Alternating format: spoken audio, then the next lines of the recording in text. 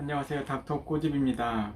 환자분들 중에는 과거에 그 치아를 살리는 최후의 술식까지 진행을 하시고, 예를 들어 뭐 치근단 절제술이랄지 치아 재식술이랄지 그런 치료를, 원칙적인 치료를 하시고 난 다음에도 몇 년이 지나서 결국에는 염증이 생겨서 오시는 분들이 있거든요. 근데 이제 그런 분들 같은 경우에도 정확히 진단을 해봐야 돼요. 정말 이게 치료를 어디서 받았느냐, 이게 원칙적인 치료를 했느냐를 좀 따져봐야 되고, 만약에 그게 원칙적인 치료가 아니고 그냥 과거의 방법으로 치료를 했다고 하면은 최근에 방식으로 치료를 해서 개선의 여지가 있으면 당연히 살리는 치료를 하겠지만, 정말 최근에 방식대로 치료를 했음에도 불구하고 치료가 실패하는 경우들이 있어요. 그 경우에는 당연히 발치밖에는 방법이 없는데 발치 즉시 임플란트 식립을 진행하는 경우들이 있습니다. 그래서 그런 케이스도 한번 보여드리는 게 여러분들한테 도움이 될 것 같아서 한번 꼬집어 보도록 하겠습니다. 집중해 주세요.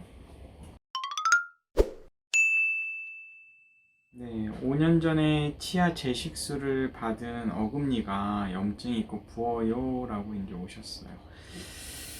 근데 이 환자분 같은 경우에는 지금 이 치아인데, 이 치아가 잘려 있는 것도 그렇고 뿌리끝이 치료되어 있는 걸로 봐서는 치아 재식술이 잘 돼 있는 것처럼 보였어요. 그래서 이제 저는 개인적으로는 이제 이런 술식을 어떤 분이 하셨느냐도 저는 굉장히 중요하기 때문에 이제 여쭤봤더니 이제 세브란스에서 하셨더라고요. 세브란스 치과 보존과에서 하셨던 건데, 이 치아가 이제 결국에는 이제 이런 식으로 이제 염증이 생긴 거죠.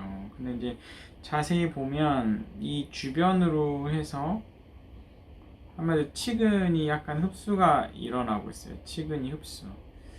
치아 재식술을 하고 나서 가장 큰 부작용이 뭐냐면, 가장 큰 부작용이 치근 흡수인데, 치근 흡수가 이제 대치성 흡수가 있고, 좀 너무 깊이 들어가긴 하는데, 대치성 흡수가 있고 염증성 흡수가 있거든요.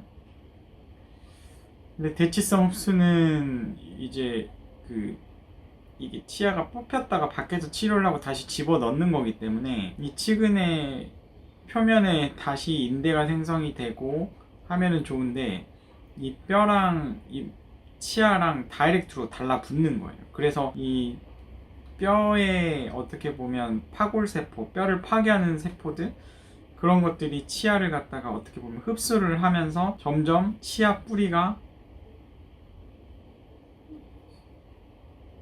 점점 사라지고 뼈로 대체가 되는 거예요. 대치가 되는 거죠. 그래서 점점 보면은 그런 분들 같은 경우 뿌리가 없어지면서 뼈가 점점 이렇게 생기는 걸 볼 수가 있고요. 근데 이제 이 환자분 케이스 같은 경우는 그 케이스는 아니고 염증성 흡수인데, 이 주변에 어떻게 보면 염증이 생긴 거죠. 염증으로 인해서 뼈도 녹고 치근도 녹는 그런 상황이 없기 때문에 이거는 방법이 없어요. 발치밖에는.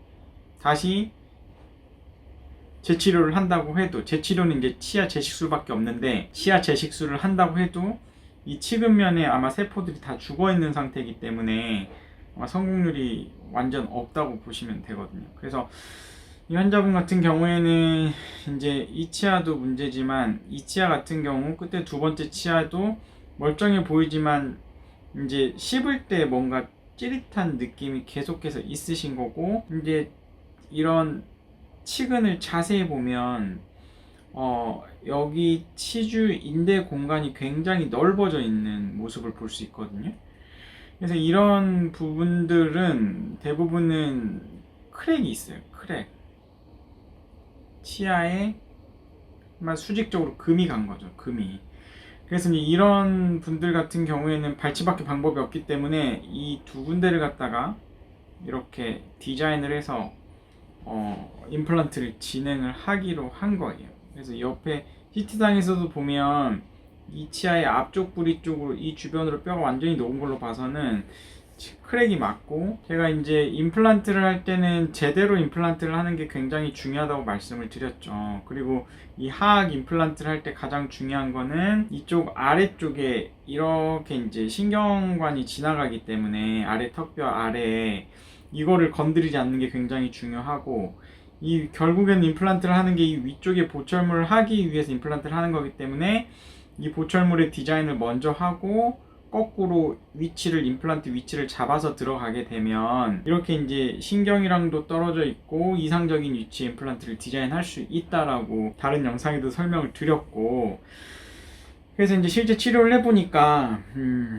이제 임플란트를 하기 위해서 이제 이걸 발치를 했거든요. 이제 맨 끝에 치아 7번 치아를 보면 이 치근면이 완전히 세포가 죽어 있는 걸 볼 수가 있어요. 이 뒤쪽은 그나마 세포가 괜찮은 것 같은데 이쪽 치근면은 완전히 살아있는 세포가 없기 때문에 주변의 뼈는 당연히 염증이 있을 수밖에 없고 그런 거죠. 그래서 이제 이쪽 부분을 갖다가 이제 발치 즉시 임플란트를 시행을 하고 좌우로 이제 뼈이식까지 해서 이런 식으로 이제 꿰매 놓은 거거든요. 근데 이제 이 부분은 제가 욕심을 내지 않은 게 왜 그러냐면, 이쪽 부위는 이렇게 이제 제거를 하게 되면 실은 뭐 욕심을 내면 이쪽 밑에 뼈에 이용해서 여기를 갖다가 임플란트를 식립을 하고 바로 여기에 이제 뼈 이식을 하면 발치 즉시 임플란트가 가능했는데, 환자분은 최대한 좀 안전하게 나는 가고 싶다, 너무 무섭다 라고 하셔서, 그러시면 그냥 일단 이거는 불편하신 치아를 발치를 하시고 발치와 보존술을 먼저 하시죠 해가지고 이거를 발치를 한 거고, 이 부분에 이제 뼈 이식을 해서 이쪽을 꿰매놔서 이쪽에 뼈가 좀 생길 수 있게 도모를 했고, 3개월 뒤에 임플란트를 2개를 동시에 식립을 하기로 그렇게 결정을 했어요. 그리고 이 앞치아 같은 경우에도 치아 뿌리 크랙이 명확히 있었기 때문에 발치 임플란트를 했고, 2개 모두 이렇게 패러럴하게 평행하게 임플란트가 나중에 머리 부분 들어갈 센터에 이렇게 임플란트 잘 들어갔고, 이 아래쪽에 신경관도 건드리지 않고 이렇게 한 거죠. 그래서 이제 고정이 유수했기 때문에, 고정력이 좋았기 때문에 제가 바로 2차 수술까지 한꺼번에 당일에 한 거예요. 이렇게. 그래서 이제 그 임플란트를 최종적으로 완성을 한 게 이제 이쪽의 모습인데, 이 환자분이 반대편 임플란트를 실은 다른 곳에서 하고 맨날 음식물 낀다고 임플란트에 대해서 편견이 있으셨거든요. 음식물이 낀다고. 근데 여기 같은 경우에는 뭐 사진 뭐 약간 아쉬운 게, 이게 좀 이렇게 심어졌으면 더 좋았겠죠.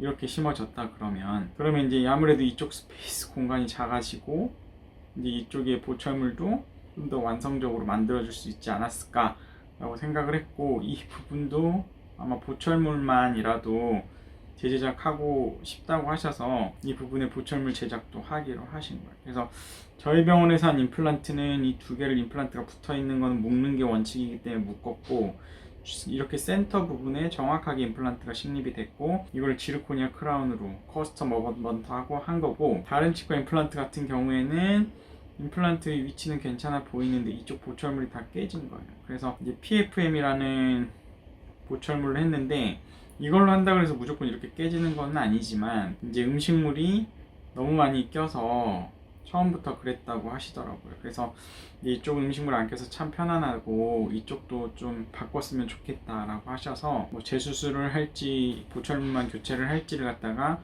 고민을 하고 있으신 상황이십니다. 그래서 이쪽 임플란트랑 이쪽 임플란트랑 좀 차이가 있죠. 그래서 뭐 환자분은 이렇게 상태였고 임플란트 보철물 완성하고 상태고, 이쪽 임플란트랑은 확실히 더 이쪽에 더 심미적으로 이상적인 위치에도 있고 더 자연스러운 치아 형태를 형성을 해준 걸 볼 수가 있어요. 그래서 이제 환자분들이 치아를 발치를 해야만 되는 상황, 최후의 원칙적인 치료를 했음에도 불구하고 실패를 할 수 있어요. 실패를 했을 때 그게 너무 늦지 않게 임플란트로 넘어가 주는 것도 굉장히 중요하다고 저는 생각을 하고, 그리고 특히 이제 수직 치근 파절 같은 경우 크랙이라 그러면 백날 다른 치료를 해봤자 못 살려요. 빨리 뽑고 임플란트 가시는 게 맞아요.